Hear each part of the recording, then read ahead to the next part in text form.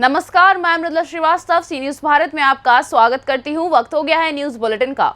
सबसे पहले खबर बताएंगे आजमगढ़ की, जहां बेखौफ बदमाशों ने युवक को मारी गोली। साथ ही बताएंगे कि महाराजगंज में कैसे किसान धान खरीदी के लिए आला अधिकारी दे रहे दिशा निर्देश। और फिर बताएंगे कि आम आदमी पार्टी के विधानसभा सदस्य ने रैली जुलूस निकालकर नारेबाजी करते हुए एसडीएम को सौंपा ज्ञापन। ऐसी ही तमाम खबरों पर आइए विस्तार से करते हैं चर्चा। आजमगढ़ जिले के तहबरपुर थाना क्षेत्र के रहने वाले लहरी यादव, जो अपने बाइक से आजमगढ़ से बीती रात तहरापुर की तरफ आ रहे थे, तभी बाइक सवार बदमाशों ने लहरी यादव पर ताबड़तोड़ गोलियां चला दी। बचते बचाते उनको एक गोली लग ही गई, जिससे वहीं गिरकर वो ढेर हो गए। लोगों की मदद से जिला अस्पताल उन्हें पहुंचाया गया, जहां अभी भी इलाज जारी है। फिलहाल बदमाश फरार हैं। पुलिस टीम उन्हें ढूंढने का प्रयास कर रही है। कल दिनांक 2 दिसंबर को रात्रि में थाने पर यह सूचना प्राप्त हुई कि वादी जो मजरूब हैं राही यादव, ये आजमगढ़ से मोटरसाइकिल पर तहबरपुर की तरफ आ रहे थे। 2 मोटरसाइकिल सवारों ने उनको ओवरटेक किया और इनके ऊपर फायर किया। इसमें एक गोली इनको कमर के ऊपर बाईं तरफ लगी है। मजरूब को तुरंत ही जिला अस्पताल आजमगढ़ पहुंचा दिया गया है और जो उसमें नामजद FIR पंजीकृत हुई है सुसंगत धाराओं में, इसमें तुरंत ही दोनों व्यक्तियों के विरुद्ध पुलिस द्वारा कार्रवाई करते हुए उनको हिरासत में लेकर पुलिस द्वारा पूछताछ की जा रही है। इस पूछताछ में कुछ नए तथ्य भी प्रकाश में आ रहे हैं। पुलिस भी इनको हर एंगल से जांच कर रही है। शीघ्र ही घटना का सफल अनावरण किया जाएगा। आजमगढ़ से सीनियर संवाददाता CB भास्कर की रिपोर्ट। थाना जीयनपुर क्षेत्र में 1 दिसंबर की सुबह 9 बजे जीयनपुर तिराहे के पास बदमाशों द्वारा गोली मारकर हत्या किए गए मृतक संजय यादव के भाई शैलेश यादव ने आरोपियों के खिलाफ नामजद तहरीर दी। तभी से अलग अलग टीमें बनाकर पुलिस टीम आरोपी को ढूंढ रही थी कि मुखबिर की सूचना मिली कि मुख्य आरोपी मेवालाल उसके 2 पुत्र वीरेंद्र और विजेश्वर को राजूपुर तिराहे पर ले जा रहा है, जिन्हें गिरफ्तार कर जेल भेज दिया गया। बाकी आरोपियों की खोज की जा रही है, जिसका खुलासा प्रेस कॉन्फ्रेंस में पुलिस अधीक्षक ग्रामीण ने खुद किया है। दिनांक 1 दिसंबर को थाना जीयनपुर पर यह सूचना प्राप्त हुई कि लगभग सुबह 9 बजे प्रधानाध्यापक संजय यादव जो अपने विद्यालय जा रहे थे, तो रास्ते में जीयनपुर तिराहे के पास 2 मोटरसाइकिल सवार बदमाशों ने उन पर गोली चला दी। दौरान इलाज उनकी मृत्यु हो गई। वादी शैलेश यादव जो मृतक के भाई हैं, उनके द्वारा जीयनपुर थाने पर सुसंगत धाराओं में अभियोग पंजीकृत कराया गया। इसमें 3 नामजद अभियुक्त हैं, मेवालाल और मेवालाल के दोनों पुत्र वीरेंद्र एंड विजेश यादव। तहरीर में प्रधानी रंजिश को मुख्य कारण बताया गया। जीयनपुर पुलिस के द्वारा इसमें त्वरित कार्रवाई करते हुए कल राजेपुर चौराहे के पास अभियुक्त मेवालाल को गिरफ्तार किया गया है, जब वो भागने की फिराक में थे। मेवालाल का आपराधिक इतिहास 10 मुकदमों का है, जिसमें कई गंभीर धाराओं के अभियोग उनके ऊपर पंजीकृत हुए हैं। इसमें शेष अभियुक्तों की गिरफ्तारी और अन्य विधिक कार्रवाइयां शीघ्र ही पूर्ण कर ली जाएंगी। आजमगढ़ से सीनियर संवाददाता CB भास्कर की रिपोर्ट। महाराजगंज जनपद में 1 नवंबर से धान की खरीद जारी है। प्रत्येक साल की अपेक्षा इस बार महाराजगंज जनपद को 2,85,000 मैट्रिक टन धान खरीदने का लक्ष्य मिला। शासन के निर्देश पर 2,040 रुपए से लेकर 2,060 रुपए प्रति क्विंटल धान की खरीदी की जानी है। ऐसे में लक्ष्य पूर्ति के लिए महाराजगंज जिला प्रशासन के द्वारा जनपद में 6 क्रय संस्थानों के सहयोग से कुल 163 क्रय केंद्र संचालित किए गए, जहाँ पर धान खरीद जारी है। सभी क्रय केंद्रों पर जिम्मेदार अधिकारियों की उपस्थिति में टाकार स्टॉक रजिस्टर, पर्याप्त बोरियां केंद्रों पर उपलब्ध रही। इसके लिए जिला प्रशासन के आला अधिकारी लगातार धान क्रय केंद्रों का निरीक्षण कर जिम्मेदार अधिकारियों को उचित दिशा निर्देश जारी करते नजर आ रहे हैं। ADM डॉक्टर पंकज वर्मा ने बताया कि अब तक 4,000 किसानों से 23,000 मैट्रिक टन धान की खरीदी की जा चुकी है। वहीं ACM ने बताया कि इस बार जनपद में अनोखी पहल करते हुए सभी लेखपालों से राजस्व विभाग के 40 छोटे किसान हैं, उनके पास जाकर उनको सहकारी समिति पर ले जाकर सत्यापन कराया जाए, जिससे ज्यादा से ज्यादा किसानों का खरीद क्रय कराया जा सके। जनपद में कितने धान क्रय के लिए कितने केंद्र संचालित किए गए हैं, कितना लक्ष्य मिला और कितना खरीद अभी तक हो चुका है? हमारे जनपद में 163 क्रय केंद्र खोले गए हैं, जिसके सापेक्ष हमें शासन द्वारा दिए गए निर्देश के क्रम में 2,85,000 मीट्रिक टन धान की खरीद करनी है, जो अभी तक सुचारू रूप से संचालित है। और अब तक जो धान खरीद हमारी हुई है लगभग 4,000 किसानों से 23,000 मीट्रिक टन धान की खरीद कर चुके हैं, जो कुल धान खरीद का लगभग 7-8% के आसपास है। और ये गत वर्ष की तुलना में अधिक स्पीड से हम लोग धान खरीद कर रहे हैं। एक अनोखी पहल के रूप में जिलाधिकारी महोदय द्वारा एक निर्देश दिया गया है कि हम सभी लेखपालों को प्रत्येक राजस्व ग्राम में लगभग 40 किसान जो छोटे किसान हैं उनका सत्यापन कराने के लिए जन सुविधा केंद्र पर ले जाएं, उनका सत्यापन कराएं, जिससे इस धान खरीद का लाभ छोटे किसानों को ज़्यादा मिल सके। महाराजगंज से सीनियर संवाददाता अंगद शर्मा की रिपोर्ट।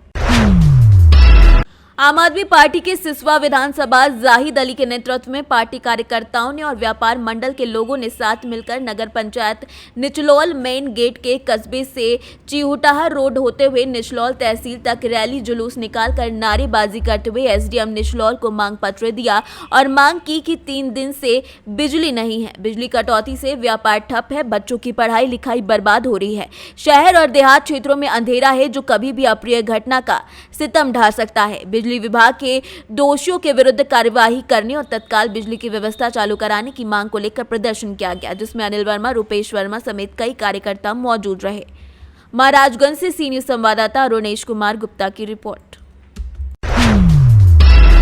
खबर बालूमाथ से, जहां बालूमाथ थाना क्षेत्र के झाबर ग्राम के पास शनिवार को पेड़ से गिरकर एक मजदूर घायल हो गया। बताया जा रहा है कि वो अपने पालतू जानवर के लिए पत्ता तोड़ने के लिए पेड़ पर चढ़ा था कि अचानक से वो नीचे गिर गया, जिससे वो घायल हो गया। जिसके बाद परिजनों के द्वारा आनन फानन में उसे बालूमाथ सामुदायिक केंद्र लाया गया, जहां चिकित्सक सुरेश राम के द्वारा प्राथमिक उपचार किया गया। उसकी स्थिति को गंभीर देखते हुए बेहतर उपचार के लिए चिकित्सक के द्वारा घायल प्रभु प्रजापति को रांची रिम्स रेफर कर दिया गया है। बालूमाथ से सीनियर संवाददाता मोहम्मद अरबाज की रिपोर्ट। बालूमाथ थाना क्षेत्र अंतर्गत शनिवार को 3 अलग अलग सड़क दुर्घटना में 4 लोग घायल हो गए। मिली जानकारी के मुताबिक पहली घटना बालूमाथ डुलवाही ग्राम के समीप घटी, जहां नंद किशोर साहू, जिनकी उम्र 56 साल है, उन्होंने नूना बाइक से बालूमाथ पेट्रोल पंप से पेट्रोल लेकर वापस अपने घर जा रहे थे। किसी दौरान ये घटना घटी। वहीं दूसरी घटना नगड़ा ग्राम बेलवाडी के समीप की है, जहां पर मिथिलेश यादव, जिसकी उम्र 22 साल बताई जा रही है, वो बेलवाडी शांति देवी उम्र 44 के साथ नगड़ा बाइक से होकर बालूमाथ आ रहे थे। इसी दौरान नगड़ा के पास बाइक सवार अनियंत्रित हो गया और जिससे दोनों लोग घायल हो गए। वहीं तीसरी घटना रामघाट के पास घटी, जहां पर विकास एक चटिया गणेशपुर से बालूमाथ की ओर जा रहा था। किसी दौरान बाइक अनियंत्रित होकर पलट गई, जिससे उसे भी गंभीर रूप से चोटें आई हैं, जिसके बाद सभी घायलों को बालूमाथ सामुदायिक स्वास्थ्य केंद्र लाया गया। बालूमाथ से सीनियर संवाददाता मोहम्मद अरबाज की रिपोर्ट। सासाराम शहर नगर निगम बनने के बावजूद भी नगर निगम द्वारा सफाई के लिए 86 लाख रुपए झोंकने पर भी शहर की तस्वीर आलम ही बयां कर रही है। शहर में जिस तरीके से बरसात में नाले की सफाई कराई गई थी, उन पर लाखों रुपए खर्च किए गए थे। वहीं नाले इस समय फिर से कचरे से भरे हुए हैं।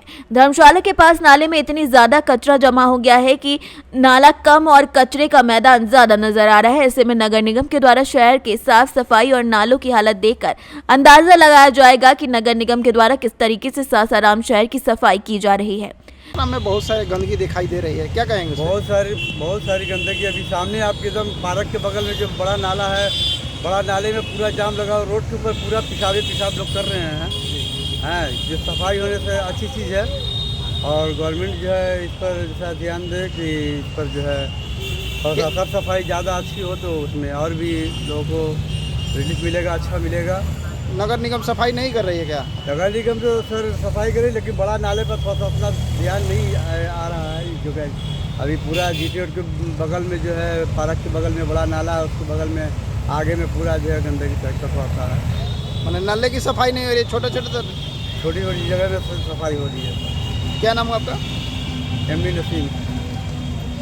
ससराम घर हुआ? ससराम। क्या लग रहा है ससराम शहर में सर सफाई की व्यवस्था सही है? सर छोटा छोटा जगह साफ हो जा रहा है, लेकिन जो बड़ा बड़ा चीज़ है अभी तो सब रुका हुआ है। कहाँ देख रहे पूरा गंदगी लगा हुआ है पार्क गेट के बगल में। मैंने बड़ा जो नाला है उसको सफाई नहीं हो रही है? नहीं, अभी पूरा तरीके से नहीं है। पानी टंकी के बगल में नाला है, तो बहुत सा कचरा पड़ा हुआ है। क्या नाम है आपका? पप्पू जी। कहाँ घर हुआ? सासाराम। ससराम है जी। रोहतास से सीनियर संवाददाता पंकज कुमार की रिपोर्ट। खबर बेमेतरा से है, जहां बेमेतरा में भारतीय जनता युवा मोर्चा प्रदेश और जिला नेतृत्व के आह्वान पर साजा मंडल अध्यक्ष युवा मोर्चा जितेंद्र साहू के तत्वावधान में साजा मुख्यालय धरना प्रदर्शन के बाद बिजली ऑफिस का घेराव किया गया। छत्तीसगढ़ में लगातार बिजली बिल की बेतहाशा वृद्धि के विरोध में भारतीय जनता युवा मोर्चा विभिन्न चरणों में बिजली बिल को लेकर आंदोलन कर रही है। इसी तथ्य में प्रमुख मार्गों से होते हुए रैली की शक्ल में नारेबाजी करते हुए बिजली ऑफिस पहुंचकर युवा मोर्चा के कार्यकर्ताओं ने बिजली ऑफिस का घेराव किया और राज्यपाल के नाम ज्ञापन सौंपा। छत्तीसगढ़ में लूट का व्यवसाय चल रहा है और उसका व्यवसाय करने का प्रमुख अधिकारी और व्यापारी कहा जाए अगर कोई है तो भूपेश बघेल है और उसके साथ पूरे मंत्रिमंडल के लोग हैं। इसलिए मैं दावे के साथ कहना चाहूँगा कि एक तरफ सरकार कहती है हम सिंचाई की सुविधा देंगे और किसानों को राहत देंगे, लेकिन आज स्थिति यह है कि आप हर साल अतिरिक्त बिल की वसूली कर रहे हो और अतिरिक्त बिल की वसूली करने की राशि जितनी जमा हो रही है आज उसका कोई हिसाब नहीं है। करोड़ों अरबों रुपए का राशि जमा है। हमारा ये कहना है जब ऑलरेडी किसान में समाजित होता था, इसमें तो ऐसा है जो पहले का अतिरिक्त बिल जो जमा है उपभोक्ताओं का उसके अलावा और बढ़ाया जा रहा है, तो इससे तो उपभोक्ताओं के कंधे पर काफ़ी आर्थिक बोझ आ गया है और ये सरकार अन्याय कर रही है किसानों के साथ। भारतीय जनता पार्टी इसका तीव्र विरोध करी है और स्पष्ट रूप से मैं आपको बता देना चाहूँगा कि रविंद्र चौबे का क्षेत्र है कृषि मंत्री का, लेकिन मैं इस बात को लेकर दुखी हूँ। रविंद्र चौबे जी घर में बैठे हैं, महुआ भाटा में एसी में बैठे हैं, लेकिन किसानों के साथ अन्याय हो रहा है, उनको चिंता नहीं है और किसानों के हित की बात करने वाले आज आंख मूंद के बैठे हैं। ऐसे लोगों को मैं इस आपके माध्यम से बताना चाहूँगा कि आप किसानों की हित की चिंता करो रविंद्र चौबे जी, नहीं तो आने वाले समय किसान जड़ से आपको उखाड़ने की मानसिकता बना ली है। भूपेश बघेल के कांग्रेस सरकार जो लगातार बिजली बिल में सुरक्षा निधि जोड़कर अधिक बिजली बिल भेज रहा है ग्रामीणों को और पूरे उपभोक्ताओं को, उसके संबंध में हम लोग सब आए हैं और उसमें कटौती करवाने आए हैं। बेमेतरा से सी न्यूज संवाददाता संजू जैन की रिपोर्ट। फिलहाल के लिए इस न्यूज बुलेटिन में बस इतना ही। अगर आप अपने शहर या क्षेत्रीय खबरों पर निगाह बनाना चाहते हैं तो लॉग इन करें हमारी वेबसाइट www.cnewsbharat.com पर और जुड़े रहें दिन भर की खबरों के अपडेट्स के साथ। हर खबर आपके साथ, आपके हाथ।